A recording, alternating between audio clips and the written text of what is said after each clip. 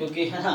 सो वैसे थ्योरी में देखोगे तो उन्होंने क्या किया है, ये डिफरेंशियल इक्वेशन हो गया। अभी मैंने बस तुम्हें एक बेसिक बता दिया कि लीनियर ट्रांसफॉर्मेशन का आइडिया क्या है। अदरवाइज किताब में सब कुछ लिखा हुआ है, ये चीजें कंटेंट अवेलेबल ही है। मेन है कि तुम्हें जहाँ जहाँ डाउट्स है वो डिस्कस करो, जिनको सीखना है एटलीस्ट, है ना। मतलब जिनको सीखना है तो तुम्हें जहाँ जहाँ प्रॉब्लम है, जहाँ तुम्हें हेल्प की जरूरत है, उसके लिए मुझसे डिस्कस करो, तुम्हें ये सीखने की जरूरत है, ये है। बाकी अगर इस भरोसे हो सर कुछ भी करवा देंगे कर लेंगे, तो उससे सर को एग्जाम देना नहीं है, एग्जाम तुम्हें देना है, तो तुम क्या कर रहे हो वो इम्पोर्टेंट है, ठीक है ना। तो उसके लिए मैं फिर से हर बार यही कहता हूँ, सिलेबस, पीवाईक्यू, मॉक टेस्ट, ये कर सकते हो अभी। ओके, तो एक क्लास में ये करवा देता हूँ, ठीक है ना। कल की क्लास में ये डिस्कस करते हैं, तो यही रह गया थोड़ा सा। बाकी डिस्क्रिप्टिव है, तो डिस्क्रिप्टिव के लिए तुम वो बुक देख लो।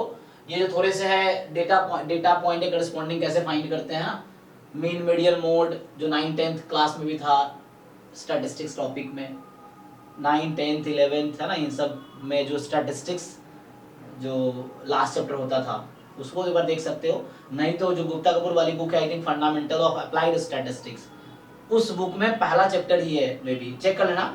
सो डिस्क्रिप्टिव स्टैटिस्टिक्स, अच्छा उसमें भी है, मैथमेटिकल स्टैटिस्टिक्स में भी है। अच्छा, तो fundamental of mathematical statistics FMS जो है, तो उसमें भी पहला चैप्टर है ना डिस्क्रिप्टिव, शायद फर्स्ट चैप्टर ही है। तो हमें डेटा के करस्पॉन्डिंग फाइंड करना, how to find mean, median, mode, measure of dispersion, फिर यहाँ से तुम्हारा स्क्यूनेस, कर्टोसिस। ये रैंडम वेरिएबल का नहीं है, डेटा पॉइंट्स का है, रैंडम वेरिएबल के अलग है ना। तो डेटा पॉइंट से करस्पॉन्डिंग क्या फाइंड करना है, इनवर्टेड एनालिसिस, ये बस पढ़ लेना एक बार वो। तो मैं अभी के लिए अगले एक दो क्लासेस में बस इसको डिस्कस कर देता हूँ, नेक्स्ट एक दो क्लास में ये डिस्कस कर दूंगा, उसके बाद हम सिर्फ मॉक टेस्ट में फोकस करेंगे।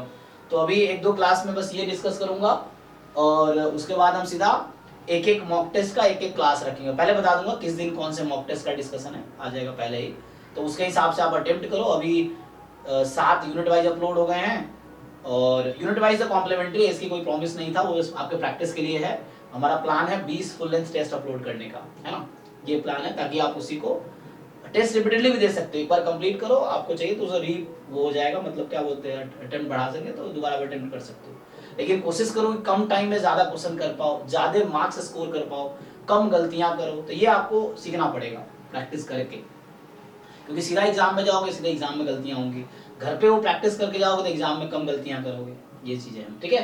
तो अभी अगले 2 क्लास में ये डिस्कस करता हूँ, फिर हम लोग सीधा तो मॉक टेस्ट ही डिस्कस करेंगे, और मॉक टेस्ट के थ्रू ही सारे पीवाईक्यू भी हो जाएंगे, क्योंकि उस मॉक टेस्ट में 10 पीवाईक्यू भी होंगे year wise as it is, उसमें कोई चेंजेस नहीं होगा। जो 2000 नोटिस पेपर है तो उसमें भी जो क्वेश्चंस अभी तक रह गए होंगे वो फिर से आ जाएगा, ये है। बाकी 10 एटलीस्ट 10 तो अपलोड होंगे न्यू मॉक टेस्ट, है ना, ठीक है। तो सिलेबस ठीक से कर लो आप, पीवाईक्यूज ठीक से कर लो, कुछ प्रैक्टिस के लिए मॉक टेस्ट कर लो, असाइनमेंट्स करने हैं तो ड्राइव का लिंक डिस्क्रिप्शन में है। ड्राइव में बहुत सारे क्वेश्चन प्रैक्टिस करने को है, लेकिन सब कुछ मत करना, जो तुम्हारे सिलेबस से रिलेटेड है उतना ही करो, बस प्रैक्टिस करो क्वेश्चंस, ताकि कॉन्फिडेंस आए कि तुम क्वेश्चन सॉल्व कर सकते हो जो एग्जाम में आ रहे हैं, ठीक है। तो आज के लिए यही स्टॉप करते हैं, थैंक यू। कल जो क्लास होगी 6 to 8 होगी या 6:30 to 8 होगी, जो भी होगा, तो उसमें हम लोग ये वाला पार्ट डिस्कस करेंगे, ठीक है।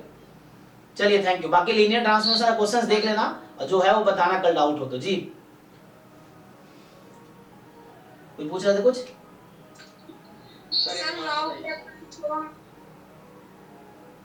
हाँ नवल थोड़ा वेट करो, अभी स्टार्ट करते हैं जैम का बैच। हाँ सपना बताइए। नहीं सर, सीयूटी के बारे में।